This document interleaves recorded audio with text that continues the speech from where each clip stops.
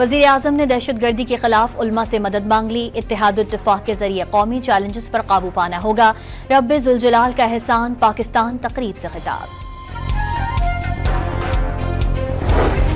Civil और अस्करी क़यादत का national action plan के तहत कौमी बयानिया मजबूत बनाने पर इत्तेफाक। रिवायती और डिजिटल मीडिया पर मुल्क दुश्मन मुहिम का मुंह तोड़ जवाब देने का फैसला। PFUJ का पैका कानून के तहत सहाफ़ियों की गिरफ्तारियों पर इजहार तशवीश। कल हुकूमती इक़दामात के खिलाफ मुल्कगीर एहतजाज का ऐलान कर दिया। पेशावर से गुज़िश्ता रोज रवाना होने वाली जाफर एक्सप्रेस कोयटा पहुंच गई। DS रेलवे ने मुसाफिरों का इस्तकबाल किया। कोयटा से कल 2 ट्रेनें रवाना होंगी। सिंध पुलिस ने ट्रक और डंपर्स मालिकान को गाड़ियों में कैमरे लगाने का हुक्म दे दिया।